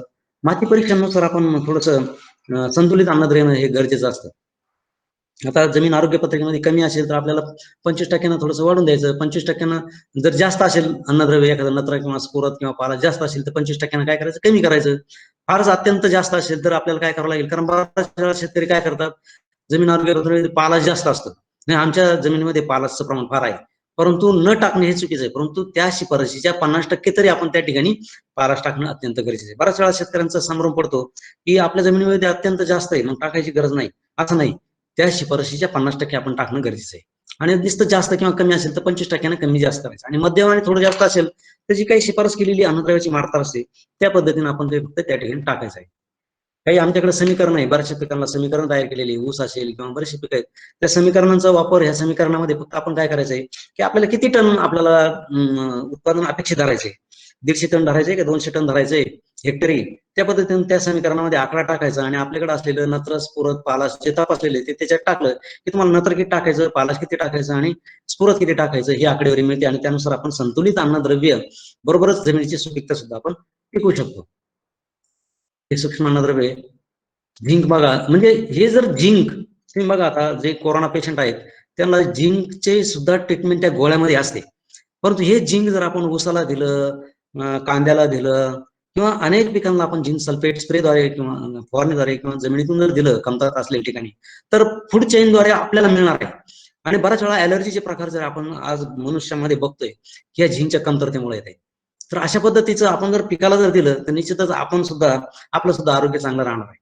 अशा पद्धतीनं याच्या ज्या कमतरता आहेत जिंकच्या ते मी दाखवले. लोह, बऱ्याचशा महिला ज्या आहेत त्या महिलांमध्ये लोहाची कमतरता जास्त आढळून येते, कारण हिमोग्लोबिनचं प्रमाण फार कमी असतं, आणि त्यामुळे लोह आपण त्या पिकाला देणं फार गरजेचं आहे की जेणेकरून त्या पिकाद्वारे आपल्याला आपल्या खाण्यामधून यावं आणि आपली तब्येत चांगली राहावी. तर अनेमिया सारखे असेल, नखुरडे असेल, हे सुद्धा आपण कमी करू शकतो. म्हणजे पर्यायानं जमिनीच्या आरोग्याचा जर विचार केला तर आपण जनावरांचे आरोग्य आणि माणसाचं आरोग्य सुद्धा आपण नीट करू शकतो, हे याच्यावर मला सांगायचं आहे. सगळ्यात महत्त्वाचं म्हणजे पाणी परीक्षण. पाणी परीक्षण बऱ्याच ठिकाणी ज्यावेळेस जमीन समस्यायुक्त होतात किंवा जमीन आरोग्य बिघडतं त्यावेळेस त्या जमिनीच्या भूगर्भातील पाणी सुद्धा हे खराब होत असतं.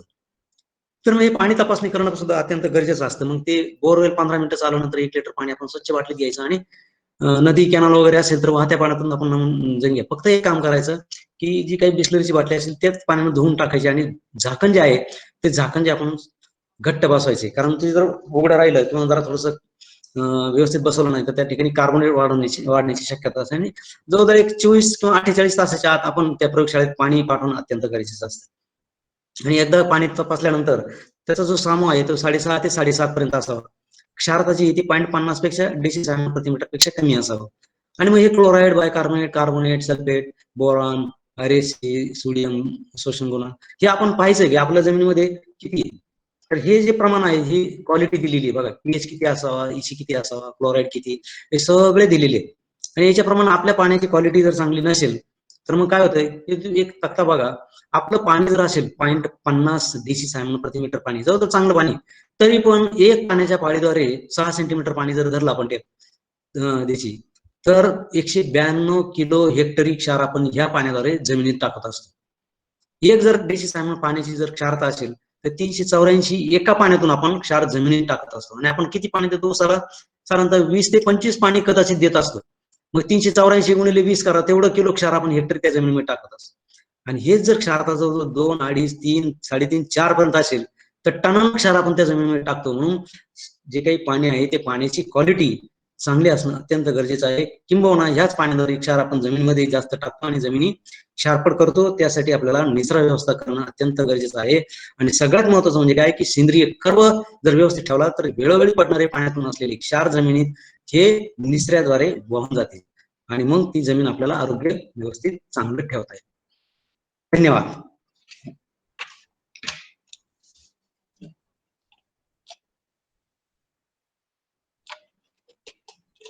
काही प्रश्न असेल तर विचारा.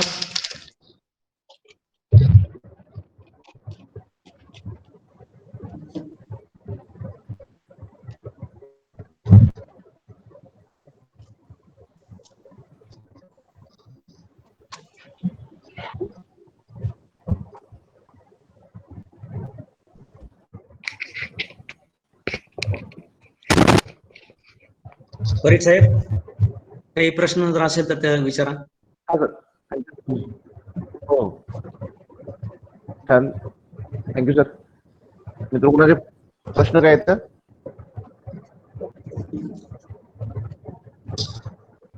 आपापल्या भागामध्ये काही स्पेसिफिक समस्या असू शकतात. शारपटच्या बाबतीत असेल, चोपनच्या बाबतीत असेल, सांगली सातारामध्ये काही ठिकाणी पूर्वेकडच्या तालुक्यात तिथं ऍसिडिक साईडचा प्रॉब्लेम आहे. त्या अनुषंगाने काय आपल्याला शंका असल्या. Hello sir. हॅलो हा हॅलो सर, हा बजरंग पवार बोलतोय सर. हा बोला सर बरं का, हे शंका सरांनी काल पण सांगितलं आणि आज पण सांगितलं, माती परीक्षेच्या शिफारशीनुसार खत मात्रा दिली पाहिजे. पण आपल्या डिपार्टमेंट मध्ये वेळेत माती परीक्षणाचे रिपोर्टच मिळत नाहीत सर.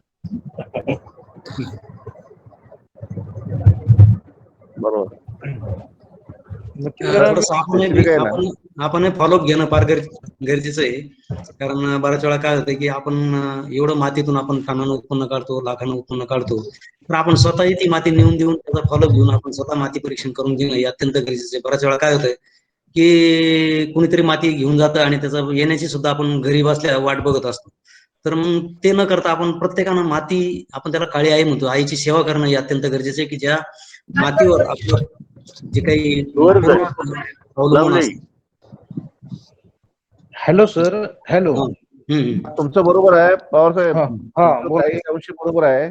ज्यावेळी आपण एखाद्या स्कीमच्या माध्यमातून मोठ्या प्रमाणात गाड्याच्या गाड्या भरून सॅम्पल आणून देतो, त्यावेळी प्रत्येक लॅबची क्षमता एक ठरलेली आहे, त्याप्रमाणे होते. पण जर तुम्ही असं समजा प्रशिक्षणामध्ये काही लोक आहेत, असं जर ठरलं की नाही आपल्या एक 10-20 शेतकऱ्यांच्या आपण ह्या पद्धतीने काम करायचं आहे, तर आणि स्पेसिफिक तुम्ही नमुने घेतले आणि जर जाऊन भेटला लॅबमध्ये, काय अडचण तर आम्हाला फोन करा, ते प्रायोरिटीला तपासून देऊ शकतात. ते कसं होतंय, एरवी आपल्या जे योजनेचे सॅम्पल असतात ते आपण कसं देतो आणि किती देतो, प्रमाणात देतो हे आपल्याला माहित आहे. तर त्यावेळी नंबर येणं मध्ये अडचण येते. पण सरांनी मला सांगितलं की पीक कापणी मशागत झाल्यानंतर नमुने काढण्याऐवजी पीक कापल्यानंतर लगेच जर सॅम्पल देता आले तर तो जो कालावधी आहे पूर्व मशागत आणि खताचा डोस देण्यापर्यंत जो कालावधी आहे तो पण आपला नमुना येऊ शकतो. त्यामुळे जवळपास महिनाभर मिळू शकतो आपल्याला. तर एक सॅम्पल वेळेत काढायला पाहिजे अगोदर, लवकरात लवकर. आणि काढल्यानंतर जर आपण असे काही ठराविक शेतकऱ्यांचं जर स्पेसिफिक काम करत असो तर लॅबला स्पेसिफिक जर भेटला तुम्ही तर निश्चितपणे लवकर आपल्याला तपासून देण्याची व्यवस्था करता येईल. म्हणजे कुठला पण व्यक्ती असू दे. कसं आहे, सॅम्पल येत असतात, कोणाची प्रायोरिटी लवकर काम करायचं म्हणून कोण तपासतो, कोणाला टार्गेट म्हणून तपासतो. बऱ्याच वेळा तपासलेले टार्गेट सॅम्पलचे रिपोर्ट कुठं कुठं आहे ते आपल्याला शोधायला पाहिजे, असा पण प्रश्न आहे. पण ज्या लोकांना स्पेसिफिक त्यावर काम करायचं आहे, काही 10-20 शेतकरी काय असतील आपल्या गावामध्ये, तर तो जर तेवढं सॅम्पल लिहून दिलं आणि स्पेसिफिक सांगितलं तर तुम्हाला तेवढा एक लॉट तपासून लगेच देण्याची व्यवस्था करता येईल. काय अडचण आलं तर आम्हाला पण सांगा, आम्ही करू शकतो तुम्हाला. आणि विशेषतः समस्यायुक्त जर जमीन असेल तर आपण एक ग्रुप करून ते तपासावं आणि मग प्रत्येकानं समस्या एकच जर असेल तर आपल्याला ग्रुप बेसिसवर किंवा सामूहिक गटानुसार आपल्याला जिप्सम आणता येतं किंवा मळी कंपोस्ट आणता येतं. असा एक निर्णय सुद्धा आपल्याला त्या ठिकाणी घेता येतो की त्या याच्यामध्ये 100 हेक्टर असेल, 150 हेक्टर असेल तर आपण सामूहिक पद्धतीने आपल्याला त्या ठिकाणी ऍक्शन पण घेता येते आणि मग आपल्याला त्या ठिकाणी त्याचा इम्पॅक्ट पण दाखवता येतो इंडिव्हिज्युअल करण्यापेक्षा. सर हॅलो, दुसरा एक प्रश्न आहे सर. हॅलो. बोला. कडेगाव तालुक्यात तडसर या ठिकाणी एक क्षेत्र आहे, म्हणजे 70-80 जवळजवळ 200 हेक्टरच्या आसपास, की पिवळ्या ऊसाचं प्रमाण जास्त आहे. त्या ठिकाणी जरा तुम्ही मग असं सांगितलेलं किंवा झिंक वगैरे दिलं पाहिजे. राईट. हा मग आणि काय दुसरं काय सिच्युएशन म्हणजे सांगता येईल का, आम्हाला सजेशन करता येईल का काय दुसरं काय? पहिली गोष्ट म्हणजे ती जमीन चुनखडीयुक्त आहे का ते बघा. हा आणि त्याचा सामू जो आहे तो सामू वाढलेला आहे का तो बघा. चुनखडीयुक्त जमीन असेल तर आपण काही जे स्लरी आहेत त्या हो. स्लरीचा सुद्धा आपण त्या ठिकाणी जीवामृत असेल किंवा सूक्ष्म अन्नद्रव्य स्तरी करून त्या पिकाला ड्रेंचिंग करणे किंवा मळी कंपोस्ट जे आहे ते आपण 1 महिना अगोदर त्या जमिनीमध्ये टाकून त्या जमिनीची पाणी धरून ठेवण्याची क्षमता जी आहे ती वाढवणे. कारण पाणी जरी कमी पडलं आणि सामू जर जास्त असेल तर बरेचसे अन्नद्रव्य तिथं असून सुद्धा त्या पिकाला मिळत नाही आणि मग पिवळे पडतात. तर अशा पद्धतीने आपण त्या जमिनीमध्ये प्रथम बघा चुनखडीयुक्त आहे का चोपण आहे. आणि असं जर असेल तर आपण काही आम्लयुक्त खत आहेत, अमोनियम सल्फेट असेल किंवा चुनखडी जास्त असेल तर डीएपी वापरावं लागते. त्या ठिकाणी सिंगल सुपर फॉस्फेट चालत नाही. काही खतांचा बदल असा पण करावा लागतो. काही गंधक आहे, गंधक जर आपण साधारणतः एक एकरी 15-20 किलो जर आपण शेणखत मुरून जर टाकलं तर निश्चितच हे पिवळं पडण्याचं जे प्रमाण आहे ते सुद्धा कमी करतो. त्याचप्रमाणे झिंक सल्फेट, फेरस सल्फेट हे जर आपण शेणखत मुरून जर त्या पिकाला जर आपण टाकलं 1 वर्षी तर 2 वर्ष तुम्हाला काही चिंता करण्याची गरज पडणार नाही. तर हे जर आपण वेळीच अशा प्रकारच्या उपाययोजना जर केल्या तर निश्चितच ते पीक पिवळं पडणार नाही. चालेल. ओके. आपल्याला यामध्ये काम करताना पॅच आयडेंटिफाय करणे, सॅम्पल सर. तपासणे, त्या सॅम्पल आहे तो तज्ञांच्या बरोबर चर्चा करून एक स्ट्रॅटेजी ठरवली पाहिजे आणि त्यातले सर्व मुद्दे आहेत ना एक गुड ऍग्रिकल्चर प्रॅक्टिस म्हणून जर अंमलबजावणी म्हणजे एखादा आयसोलेट मुद्दा नको राबवायला. जे काय सरांनी मगाशी सांगितलं की एखाद्या प्रत्येक गोष्टीसाठी तर त्यासाठी जर टोटल मॅनेजमेंट जर आपल्याला त्या पॅच मध्ये करता आली तर ते तुम्हाला आउटकम दिसेल. आणि कोण आहे? अमर मैत्री बोलणार आहे. Hello sir. बीके चुनखडीयुक्त जमिनीत फळबाग कुठली करता येईल? आता ते प्रमाण किती आहे? कारण 15% जर जास्त असेल ना तर कोणतीच फळबाग तिथे सक्सेस होत नाही.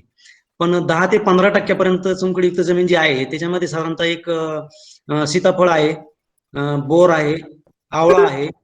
अशा प्रकारचे 2-3 पिकं सुद्धा त्या ठिकाणी जरा परंतु काय होतं की आवळाला आपण लावलाय चुनखडीयुक्त जमिनीमध्ये 11 ते 15% चुनखडी जर असेल पण त्या ठिकाणी स्टेम बोरर जो आहे तो स्टेम बोरर जो आहे म्हणजे त्याला आपण काय म्हणतो त्याला फळपोक फळ नाही स्टेमपोक म्हणजे काय म्हणतो खोडपोक आहे.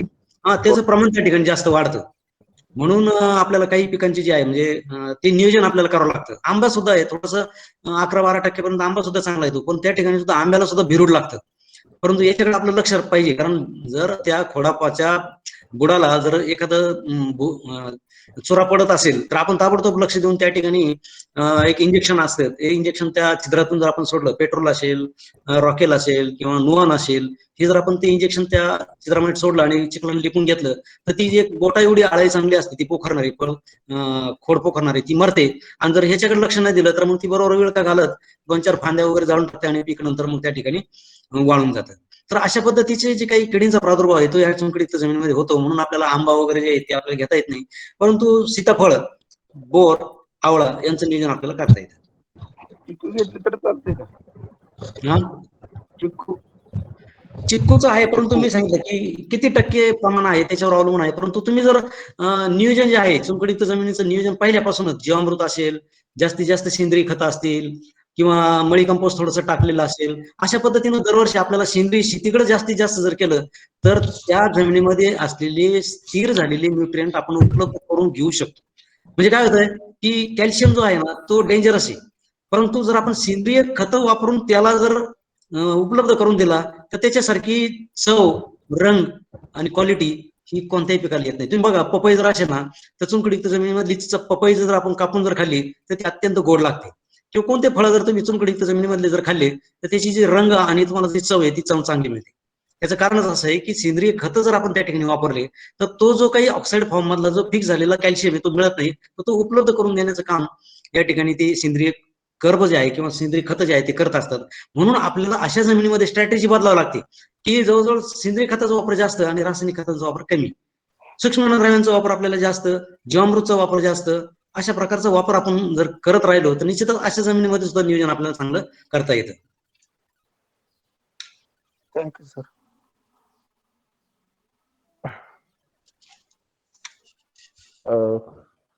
आणि कोणा शंका आहेत का?